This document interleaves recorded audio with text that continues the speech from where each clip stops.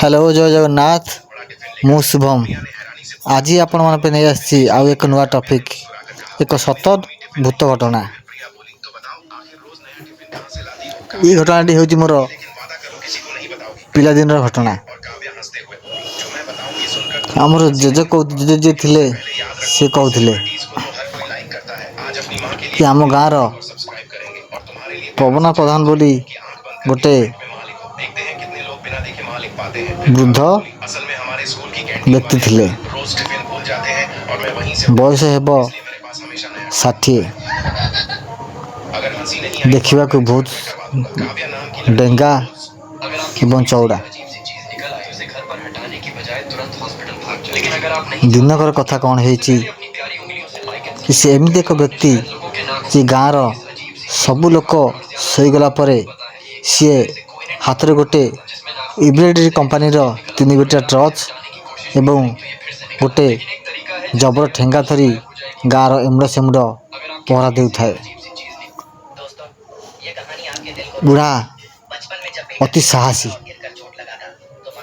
से दिन घटना कौन है बुढ़ा समस्ते गाँव सब ग्रामवासी मैंने शोगला बुढ़ा प्रतिदिन जमी पहरा दिए से दिन सेमती पहरा दे थाए।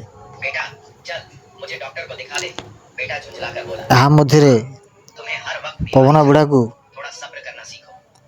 भारी जोर परिश्रा लगिला। परिश्रा बसापी बुढ़ा अति जोर धाई आसी तार बारी पछाड़े एक तेंतुली गछ मूले बसी पड़ा। बुढ़ा परिश्रा करुए।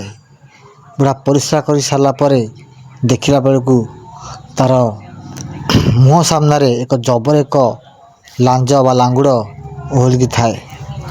बुढ़ा देखला बेलू जे सी एक माखिड़िया चंडी गछ पर बसी थाए। बुढ़ा देखी भय नकरी ता लांज को हाथ में जाबुर धरी मोड़ी ठेंगारे 2 पहाड़ पकईला। माखिया चंडी चे चे है कि छाटी पिटी दौड़ी पलैला।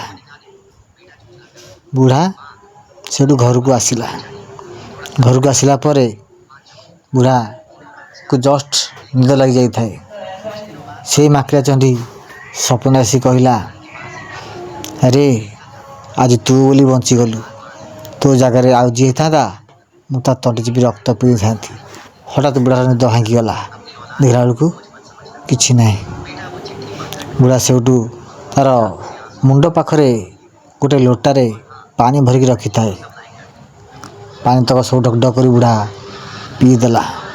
तापरे किछि एपट सपट भाभी चिंता करी भगवान को डाकी सोई पड़ा। ये था आज एक सतभूत घटना। आपण मानक जदि कहानी भल लगी थाए चैनल को लाइक सब्सक्राइब और बहुत मात्रा शेयर करंतु। रही जय जगन्नाथ।